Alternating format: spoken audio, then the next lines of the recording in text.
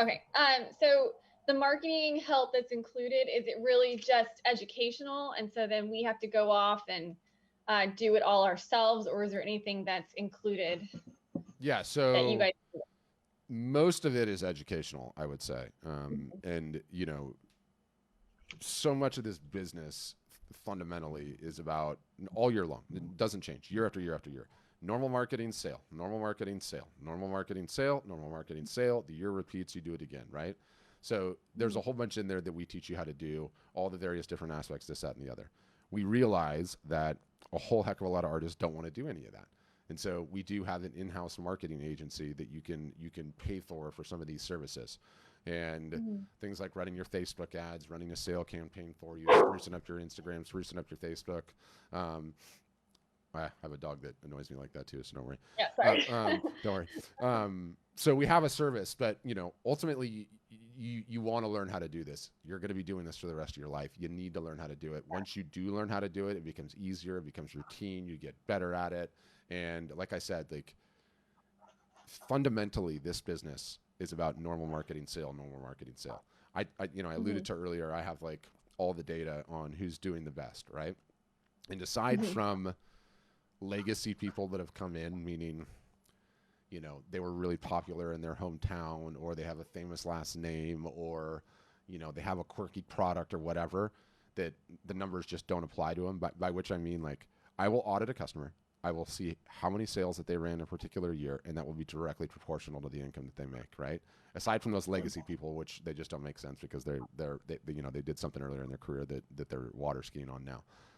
The how good you are running the sales and how often you're running the sales in the collector list are the two most important items in an art business, full stop. And I get a ton of pushback on that all the time.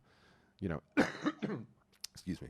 Um, Patrick, I'm running sales. It cheapens my work. I don't want to run sales. I'll never run sales, right? And the only brand, two of them that I'm aware of that never has a sale, is Louis Vuitton and Tiffany's.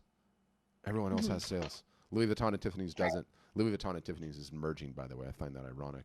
Um, Oh. and then not only that, the higher up you go up the art selling scale, and let's say the minute that you get over pieces that are $25,000 a piece and higher, the sheer Mhm. amount of negotiation that goes down on those sales is staggering. Yeah.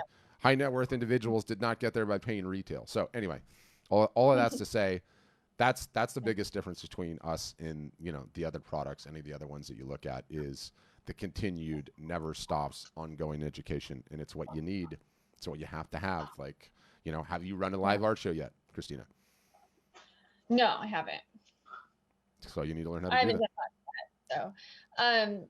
So then as far as like Facebook Mhm. ads, help doing that, you guys obviously have tried and proven methods on how to really engage and capture Yes, the right audience for those ads. yes. We teach you how to do all of that, Okay. every single solitary stuff of it, and I Facebook and Instagram are the two most important platforms for selling art right now. Full stop. Right? There's a lot of people that like them, love them, Okay. hate them. I understand that, but it's where all the attention is, and that's what we need. So we have to be contrarian about it. Now we sort of have rules on the Facebook ads. Everybody wants to jump into the Facebook ads right away. Not a good idea to do until you sold at least a couple $1,000s directly off of your website. I don't know if you're in that boat or if you're not. If you are, then you're Okay. ready to start warm ads immediately. But the dirty little secret about Facebook and Instagram ads specifically, and this is an important one, and one distinction before I tell the story. There's Mhm. two types of targeting on Facebook. There's cold and there's warm. Okay, let's just use the relationship example. Let's say you walked into a bar and you didn't know a single solitary person. They'd never met you, never heard about you, never didn't know you have a dog. Don't know anything about your art. That's cold. Okay, that's cold. We don't recommend doing that on Facebook. Warm are you walk into that bar and there's everything from someone you met last weekend that just knows your first name to people that know everything about you, that grew up with you, and everything in between. That's a warm audience. Where does a warm audience come from? People that have visited your website, people that have purchased from you, people that are on your email list, people that have engaged with your Instagram comment. Collectively, all of that is the warm audience, okay? Now I'm going to Mhm. tell you the thing that's sort of a mind bender. Facebook and Instagram have a free plan and they have a paid plan. No one knows Mhm. about the paid plan. It's not published anywhere. You can't go somewhere and just magically buy it. What it does, what the paid plan is taking Instagram and Facebook back to the good old days. What were the good old days? You remember when you would follow someone and see 100% of their posts, and they would follow you and see 100% of your posts? So too with Instagram, those days are long gone, right? For somebody that follows you, and I don't mean personal pages, I mean business pages. For someone that follows you, they see perhaps close to like 2 or 3 or 4 or 5% of your posts, okay? Running warm ads on Facebook and Instagram, okay, no, doing this correctly, is the paid plan for Facebook and Instagram. And all it does is take us from where we are now back to the good old days, which means some large portion of your audience, anywhere from 85 to 100% of the people that follow you, will start seeing your posts, okay? So if you're doing your regular marketing all year long, this is the best part of this one. If you're doing your regular marketing all year long, meaning regular marketing sale, you turn on warm ads, and it's no different than the cable bill at your house, okay? It is something that you pay on a daily basis. You start and you don't ever stop. It's like a $10 a day bill, and it never goes away. You just keep going. So that's the abstraction, the way to think about it.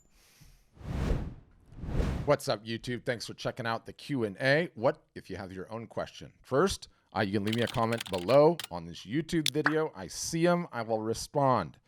Number two, definitely encourage you to subscribe. It's very easy to do. There's some fancy motion graphics going across the screen now, but there's a subscribe button. There's a bell button. You'll know when we're live. You can come on and say, Patrick, I have a question, even from your YouTube app, which is super handy. And then the third is 3 times weekly, Monday, Wednesday, Friday, free Zoom calls. We call them the Art Business Workshops. There's going to be a link directly below me in this description. You can sign up. They're free. You can come answer your question, which I'm sure will be awesome, and I will do my measure best to make sure my advice is slightly better than marginal. No, but in all seriousness, I'll take a crack at answering it. Thanks for checking out this video.